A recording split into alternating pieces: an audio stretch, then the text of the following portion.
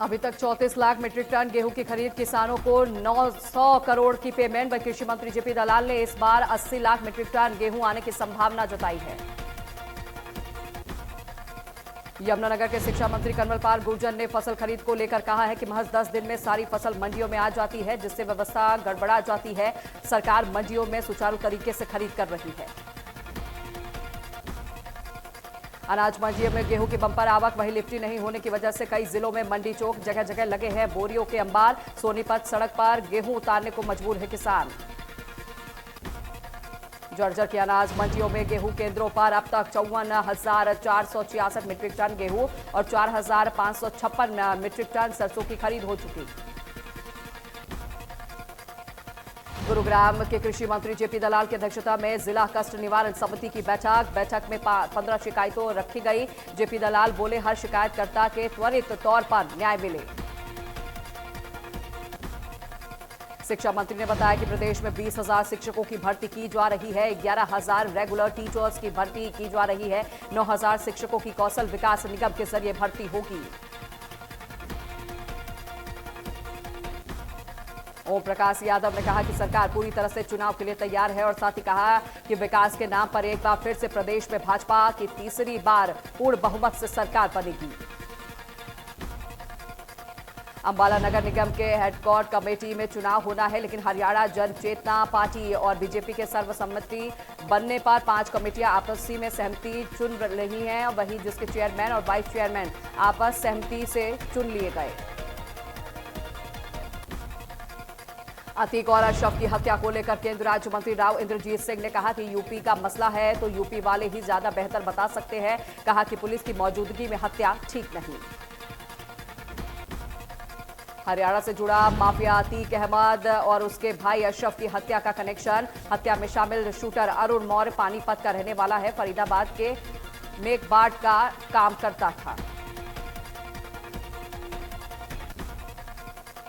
गुरुग्राम में खुली स्वास्थ्य सुविधाओं की पोल, वहीं सरकारी अस्पताल में करीब 20 घंटे से बिजली गुल। वहीं सर्जिकल वार्ड में टॉर्च की रोशनी से इलाज, ओपीडी के में मरीजों की भारी भीड़। सोनीपत के मेहंदीपुर गांव में निखिल हत्याकांड में खुलासा, अवैध खनन के रंजिश में 3 आरोपियों ने यूपी से शूटर बुलाकर करवाई हत्या। आरोपियों से 5 पिस्टल भी बरामद।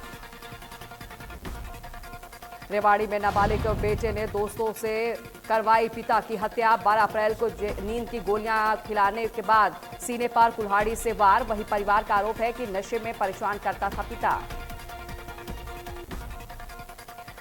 सोनीपत के गांव भटगांव में बच्चा चोरी के शक में एक युवक को पकड़ा, वहीं ग्रामीणों ने युवक की जमकर पिटाई की। अंबाला रेंज में ऑपरेशन प्रहार चलाया गया। इस ऑपरेशन के तहत कई नामी गैंगस्टर और कई हथियार बरामद किए गए। यमुनानगर में सबसे ज्यादा रिकवरी की गई।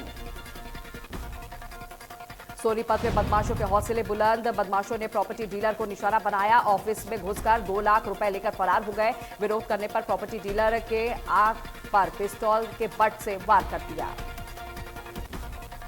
फरीदाबाद के टी गांव में एक ट्रैक्टर ट्रॉली में 13 साल के बच्चे को अपनी चपेट में ले लिया। इस दौरान बच्चे की मौके पर ही मौत हो गई। फरीदाबाद में 500 रुपए की चोरी के शक में 13 वर्षीय बच्चे की गला दबाकर हत्या करने के मामले में पुलिस ने आरोपी को गिरफ्तार कर लिया। बराडा के थंबड़ गांव में डीएसपी के नेतृत्व में नशे के खिलाफ ग्रामीणों को जागरूक और सर्च अभियान चलाया गया। इस दौरान नशा करने वाले और बेचने वालों को घरों की तलाशी भी ली गई। अंबाला पुलिस ने पंच लगाने वाले नशा तस्कर को मामले में गिरफ्तार किया है। तस्कर सर्वजीत अंबाला के पंजोखरा का रहने वाला है। उसके पुलिस ने 4 किलो और 180 ग्राम चूरा पोस्त बरामद किया। गुरुग्राम के रघु सचिवालय में जोमेटो कंपनी में कर्मचारियों ने विरोध प्रदर्शन किया। प्रदर्शनकारियों ने प्रति ऑर्डर कमीशन को घटाए जाने का विरोध किया। अपनी मांगों को लेकर प्रदेश भर में सफाई कर्मचारियों ने प्रदर्शन किया। प्रदर्शनकारियों ने प्रशासन के खिलाफ वादाखिलाफी का आरोप लगाया। रतिया के बरजा कुराल और नन्हेड़ी गांव के पास गेहूं की फसलों में आग लग गई। सूचना मिलते ही दमकल कर्मी मौके पर पहुंचे और आग पर काबू पाया।